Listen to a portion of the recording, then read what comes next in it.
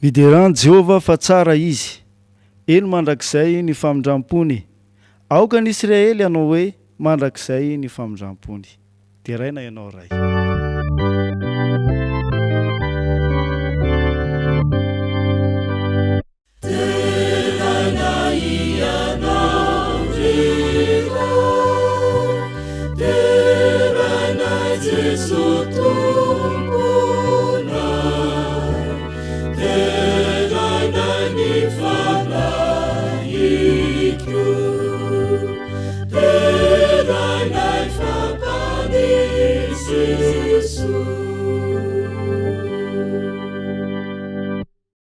Ivavaka isika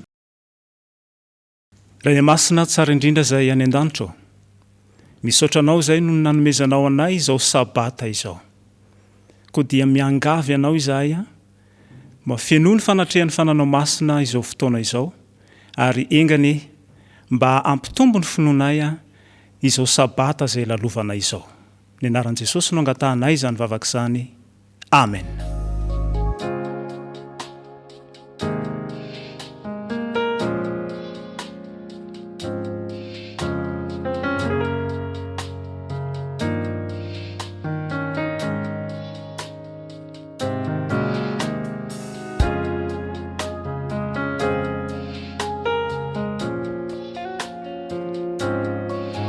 Faly miarabantsika amin'izao sabata izao ary ny rariana dia hitondra fitahiana sy fahombiazana ao antsika ity sabata tontolo andro ity.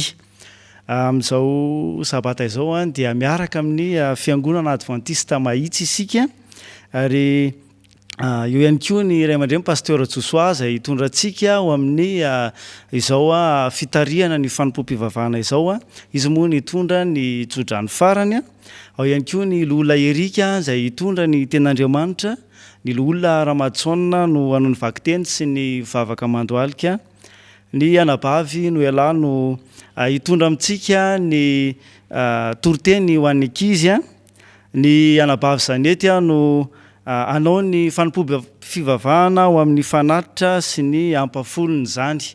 Ka dia mirary antsika rehetra asaika adinoko azafady ny Anabavy Julie izay hitondra amintsika ny fanazavana amin'ny alalan'ny teny tanana ho an'ireo izay manana fahasembanana amin'ny alalan'ny fahenona izany. Ka dia mirary antsika ahita sabata mahafinaritra. Ka ho fanomboantsika ny fotoana dia andehantsika hitsangana anao ny hira ampidino eto anio.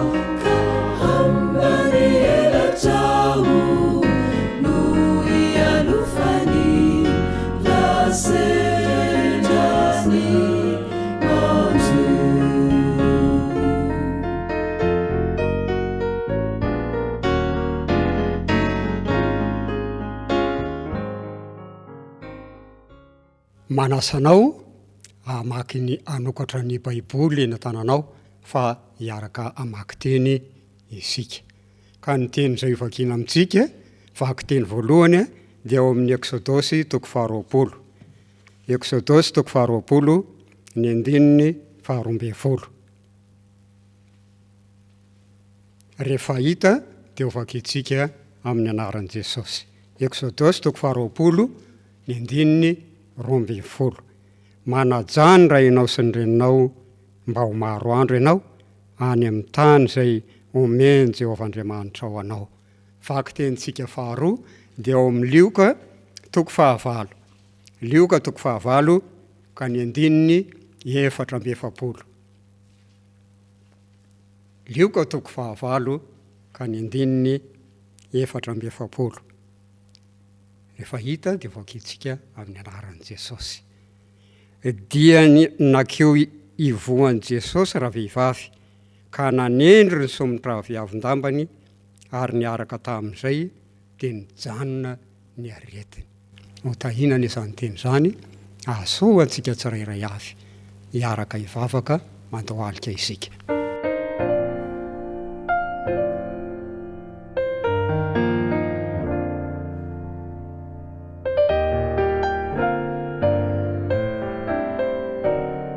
Andriamanitra rainay izay any an-danitra, misaotranao izahay fa nomenao ty sabata mahafinaritra ity indray ka tonga eto anatrehanao, miakohaka eo anatrehanao zahay. Manatrea tompo izao fotoana ataonay izao ianao ary mba ho anitra kasitrahana eo anatrehanao na izany.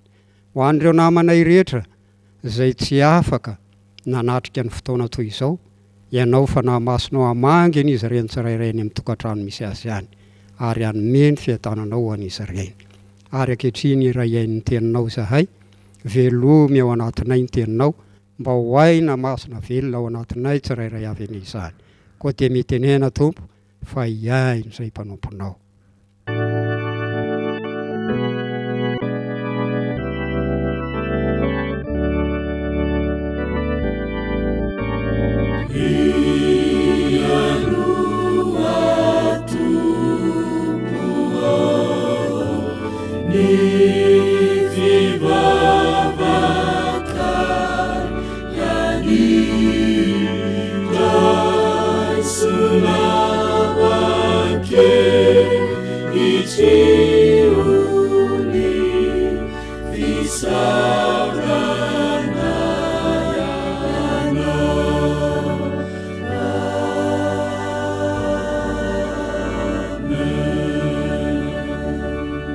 Amen.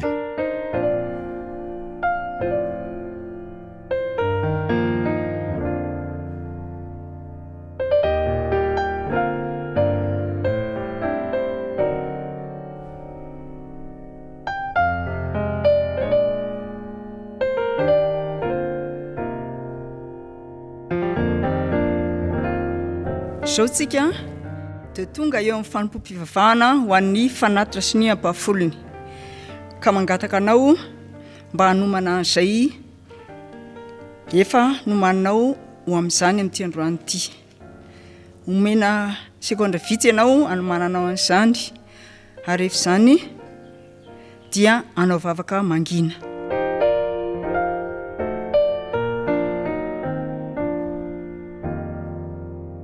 Tantara iray no hoentintsika anomanana an'izany, izay mitondra ny lohateny hoe ilay mpamily tsy hita maso. Ilay mpamily tsy hita maso. Alohan'izany nefa dia hojerentsika ny voasoratra ao amin'ny Salamo 20:2. Salamo 20:2. Manasanao hanokatra ny baibolinao ary araka hamaky an'izany tsika amin'ny anaran'ny Tompo.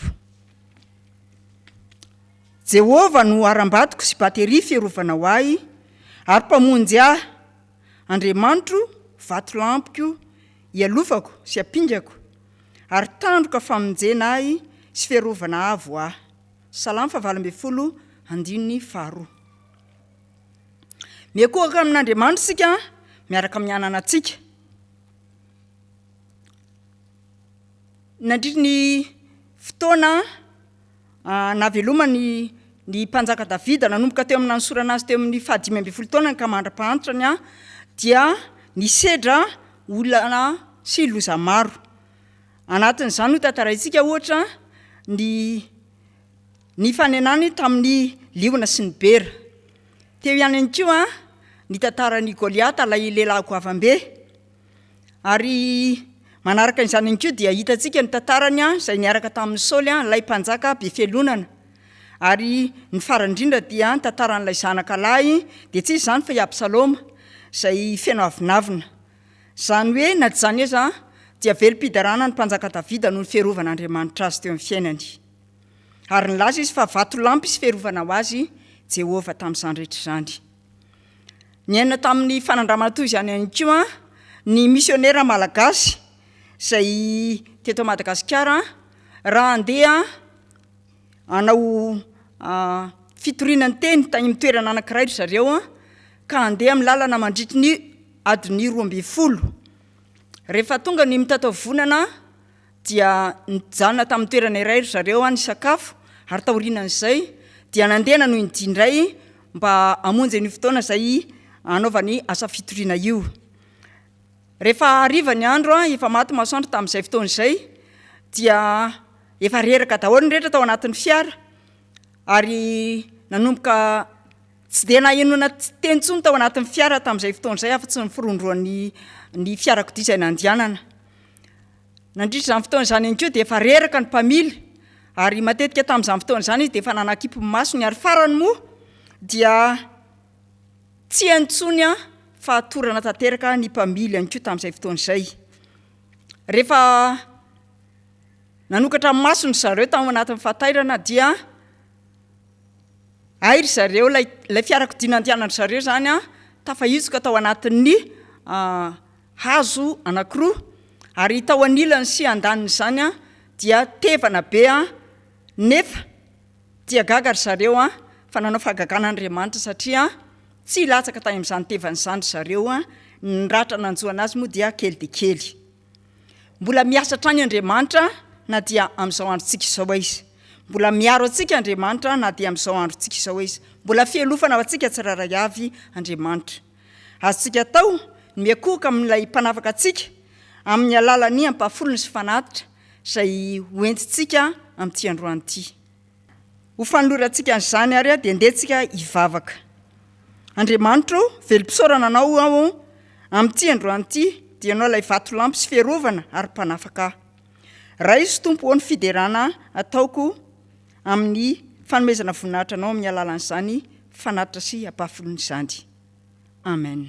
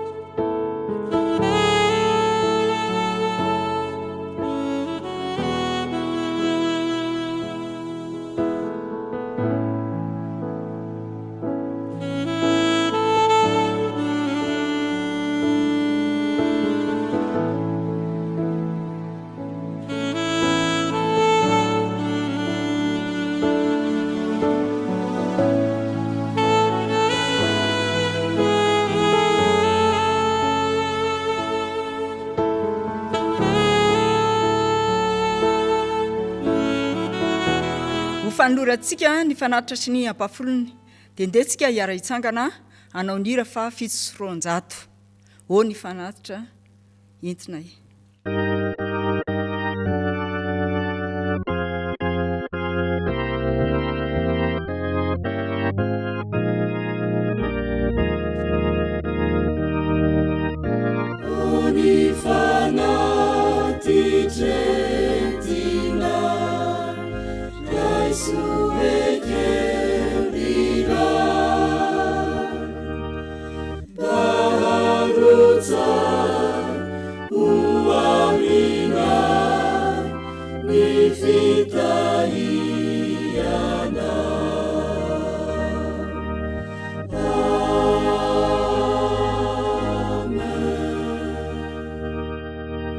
Amen.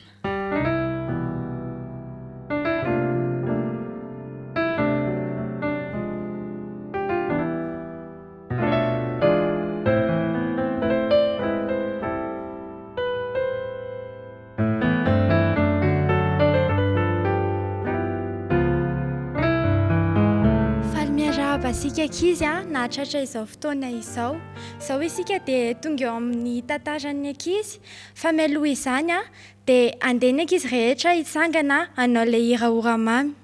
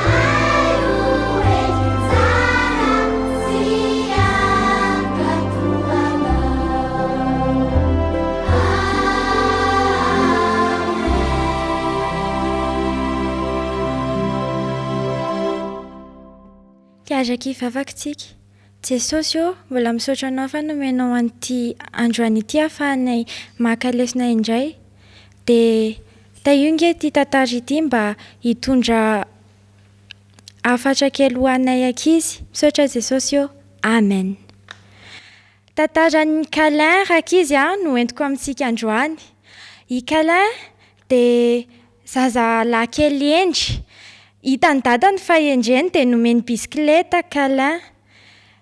Nanomboka tamin'io fotoana io nefany dia lasa sarotra tenena be Calin dia sahirana mihitsy neny nitaizana azy. Nanapa-kevitra mihitsy neny hoe aleo rehefa avy mianatra dia teneniko mihitsy Calin amin'ity toetrany ity. Tonga tany avy any am-pianarana rakizy Calin dia nanantona anazy ny reniny. Calin, avilo ianao aty vetivety. Ahoana ke zary neny? Hoy Calin namaly. Tena lasa niova mihitsy ianao. Reko tamin'ny ankizy fa mitaingina nisy bisikilety iny foana ny ataonao. Ny fianarana tsy mandeha amin'izay izy Ianao konkoa rehefa mitaingina ny bisikilety iny tsy mba manao kiraro izany. Nefa ny tena loza be nge zanatra Calin raha voan'ny accident ianao dia mety haratra be mihitsy. Sady ianao koa tsy mitazona guidon rehefa mitondra ny bisikilety iny fa ny tananao ilany ihany no ampiasainao. Taiza koa ary neny nanao an'izany Sady na manao an'izany koa ary efa haiko tsara nge no mitondra an'io Zao tsy mivoaka ato an-trano ato ianao raha tsy miteny anao hoe andeha hivoaka mba hahafantarako hoe aiza ny misy anao. Nefa ny rakizy Ndray andro atoandro dia lasika ilay nandeha nivoaka nitondra an'ilay bisikileta sady tsy nanao kiraro. Rehefa difikely ny trano izy dia nasorony loha ny tanany ilany tamin'ilay guidon. Ary avy eo dia ny tanany roa mihitsy ny aza mba histiliavany amin'ireo ankizy namany eo an-tanàna hono. Tampoka nefa ny rakizy nisy tômôbila nandalo tampoka dia nisolifatra ilay bisikileta ankala. Nisy ny loza dia naratra be mihitsy izy ary tena folaka mihitsy, tapaka ny tongony, folaka ny tanany, tena naratra be mihitsy. Ajanontsika eo rakizy ny tantariny fa izao ny lesona soana amin'izay dia manasa tsika ankizy mba hankatoray aman-dreny fa tena tokony hankatoavintsika indrindra izy ireny satria misy lanjany daholo ny zavatra tenenin'izy ireny. Andeha isika ovakitsika ny ao amin'ny Exodosy 20:12. Amin'ny anaran'i Jesosy, mananjandra ny ao sy ny reninao mba ho maro andro ianao eo amin'ny tany izay omeny Jehovah-Andriamanitra ho anao. Izao isika dia ho apetrakitsika amin'Andriamanitra izay teny izay mba hahafahantsika ankizy rehetra mankatoho ny ray aman-drenitsika hiaraka hivavaka isika. Jesosy tena tianay ankizy ny ray aman-dreninay nefa matetika izahay no tsy mankatoho azy ireny. Ampio izahay Jesosy mba hanana toetra mendrika sy fahendrena. Amin'ny anaran'i Jesosy no ametrahako izany vavaka izany. Amen.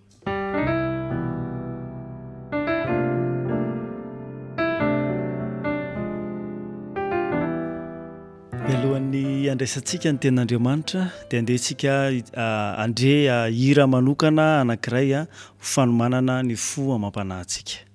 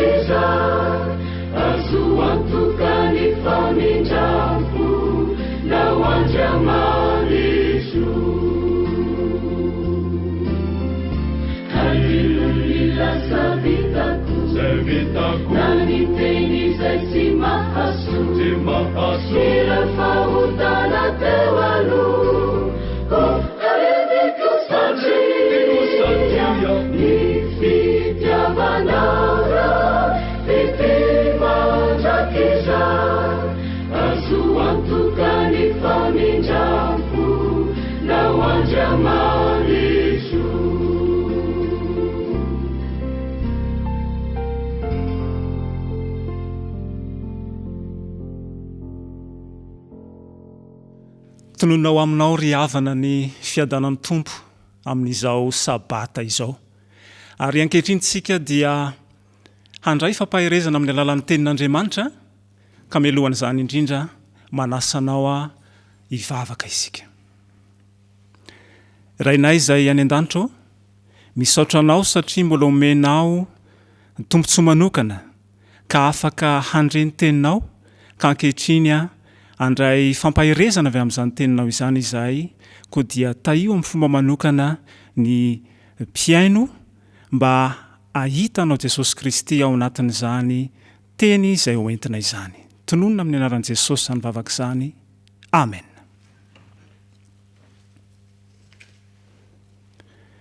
Andehovaka itsika avy hatrany ry havana ny voasoratra ao amin'ny Luka 9 ka ny andininy fa 70 hatramin'ny andininy fa 12.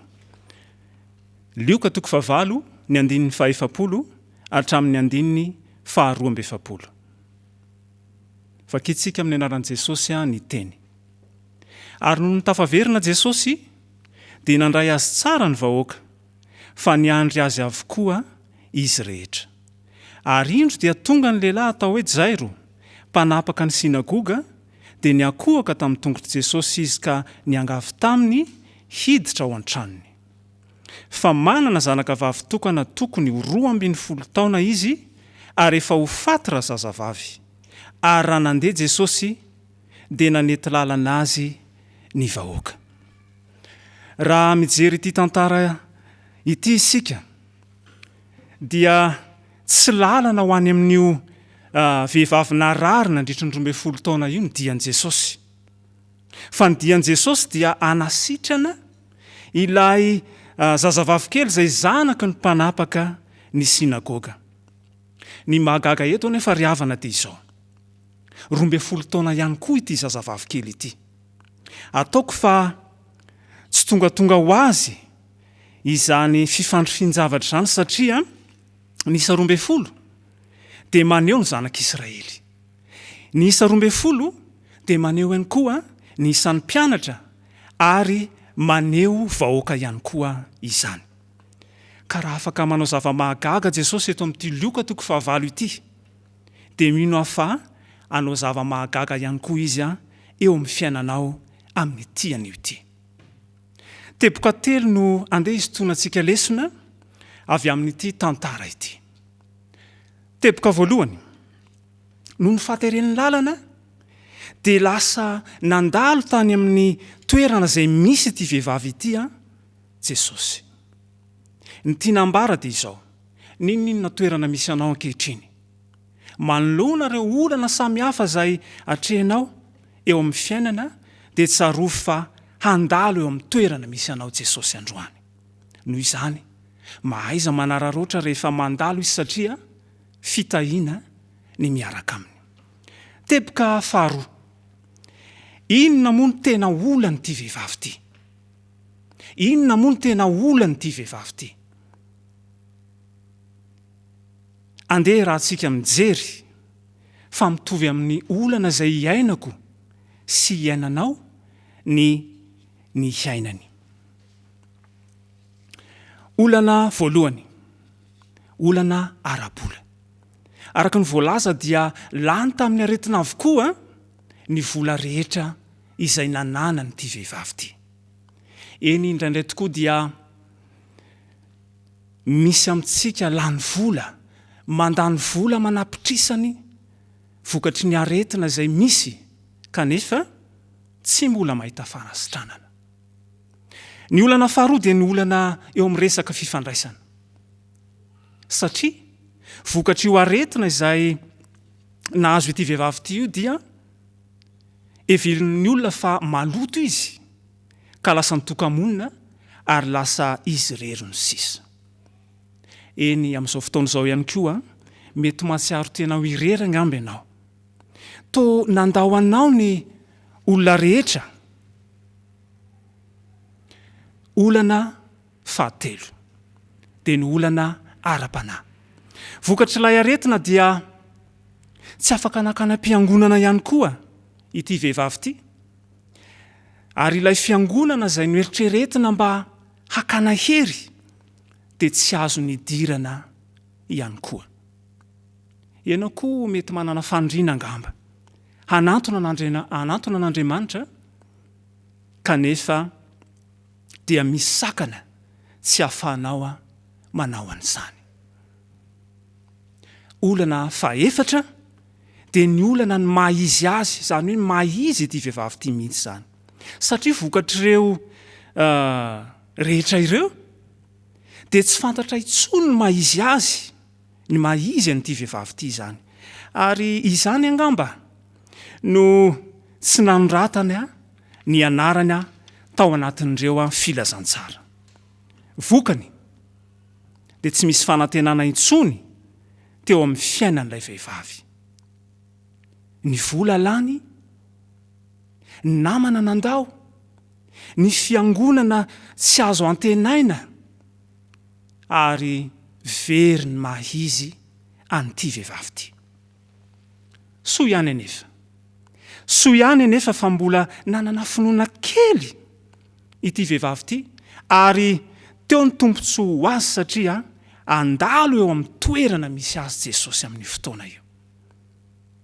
Ary dia noarany ny olana rehetra avy hatrany dia niatsambotra teo amin'ny Kristy izy ary niazona ny somotra aviavin-damany araka ny voalaza ao amin'ny tenin'Andriamanitra io. Ny zavatra nisy dia izao. Nisy akony teo amin'ny Jesosy izany fikasiana izany satria ao amin'ny 9:40 dia nilaza Jesosy nanao hoe nisy olona nanindry ahy fa fantatro fa nisy hery nivoaka avy tamiko. Azo adino ihany koa ry havana fa tsy io vehivavy irery ihany no nikasika an' Jesosy satria maro ny olona izay nifanety tamin'izany fotoana izany. Kanefa dia tsy nitovy tamin'ny olona rehetra ity vehivavy ity fa izy irery no nikasika an' Jesosy tamin'mpinoana. Ny lesona dia izao. Izay rehetra mikasika an' Jesosy amin'ny mpinoana dia ho sitrana izy. Minoa ianao fa rehefa mikasika an' Jesosy amin'ny mpinoana anao dia ho sitrana ihany koa tahaka nyity vehivavy ity. Amin'izao androntsika izao, ny fikasihana an' Jesosy dia amin'ny alalan'ny vavaka, amin'ny alalan'ny famakiana ny tenin'Andriamanitra, amin'ny alalan'ny fianarana ny lesona ihany koa. Ary ny fanaovanao an'izany rehetra izany dia hitondra fanasitranana ho anao. Koa amin'ity anio ity, manana olana ara-bola ve ianao? Manana olana ara-pifandraisana ve ianao? Manana olana ara-panahy ve ianao? Ary manana olana amaizy ianao mihitsy ve ianao? Ny valiteny dia izao, manatona an' Jesosy tahaka n'ity vehivavy ity. Amin'ity sabata ity dia aoka anantona an' Jesosy amin'ny mpinoana ianao. Andeha hovakentsika ny Luka 5, ny 4:7 sy ny 5:5. Luka 5, ny 4:7 sy ny 5:5. Dia nakao ivoan'i Jesosy raha vehivavy ka nanendry ny somotra viavin-dambany ary niaraka tamin'izay dia nijanona ny aretiny. Ary hoy Jesosy, iza moa no nanendry ahy? Ary rehefa samy nandà izy rehetra dia hoy Petera sy ny namany, Tompoko, ny vahoaka betsaka mifanety ka manizina anao. Io no idirantsika eo amin'ny teboka 7 farany. Jesosy nanontany hoe, iza ilay nikasika teo? Aza adino fa amin'Andriamanitra ny Kristy dia fantan'ilay olona nikasika azy. Fa ny antony fanontaniana ry havana dia izao. Ny anehoana hampahabe maso an'ity vehivavy ity tamin'ny olona rehetra, satria efa sitrana izy tamin'io fotoana io. Ny dikany dia izao, efa rava avokoa ireo olana 4 izay nitanisaintsika teo aloha ireo. Ankehitriny izany izao dia afaka hitady vola izy, lasa raisy ny namany indray izy, tsy afaka hanaka anazy intsony ireo mpisorona ao amin'ny fiangonana, ary manomboka eo dia fantatra ny mahizy azy. Eny fa na dia ireo olona tsy nahafantatra azy tsy nahafantatra azy teo aloha aza. Manomboka eo dia lasa fantatro ny olona rehetra izy tamin'io fotoana io. Ary ny fantoka tany aminy ny masony rehetra. Ny antso ataon'ny tompo aminao amin'ity sabata ity dia izao. Rehefa raisinao eo amin'ny toerana misy anao Jesosy, ka manantona azy amin'ny finoana kely izay anananao ianao, dia vonona izy hamany olanao. Ary tsy ny olanao amin'ny ampahany ihany, fa vonina Jesosy Kristy hamany olanao 100 isan-jato. Amin'ity sabata ity ary dia izao, raiso ampinoana Jesosy Kristy, fa mandalo ao tokantranonao izy, mamangy anao manokana izy, ary hamany olanao rehetra, minoa fa efa novahany Jesosy sahady izany. Ombanao any Andriamanitra. Amen.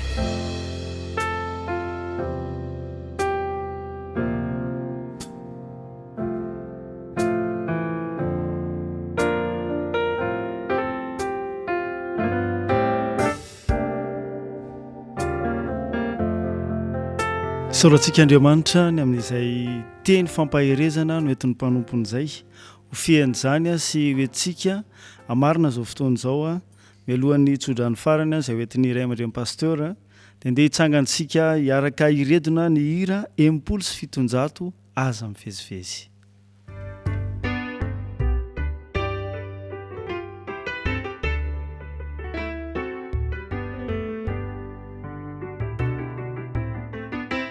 Aza mivezivezy mitady mpamonjy anao, raha sendrady mafy eo amin'ny fiainanao. Aza mandany andro mikaroka ianao, fa ny akaiky indrindra Jesosy ilay tompona. Tsy lavitra anao re, tsy lavitra Jesosy, antsory izy izao e, fa marianao tokoa. Antsory aza misalasala tondony le izy izao, indre favononizy iaino mivavaka.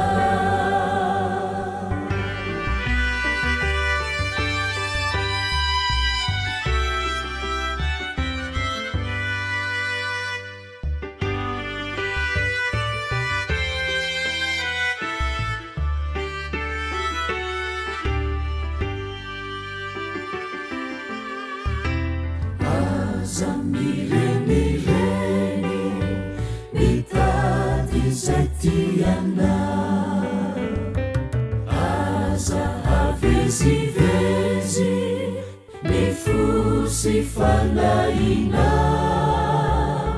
fa ny akaiky indrindra dia Jesosy lay tomponao. Tsy mba mandao mihitsy, tsy sasatra miandrana, tsy lavitra anao re, tsy lavitra Jesosy, antsory izy izao e, fa marianao tokoa. Antsory aza misalasala tondony le izy izao, indre favononizy iaino mivavaka.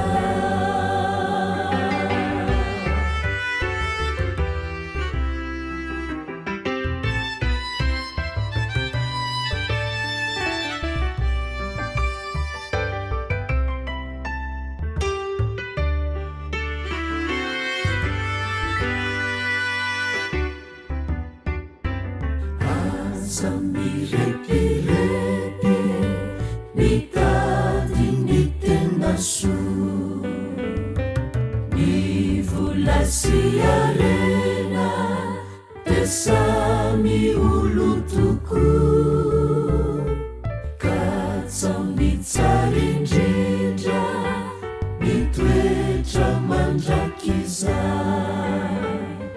Tanàna kanto loatra itoeranao ratrizay, ireno tsara indrindra tsara mandrakizay, tsy mba vidy ambola fa tolotry ny ray hoan'ny rehetra mino tsy vonony bebaka, dia tsy mba hisy adino fa samy ho sambatra.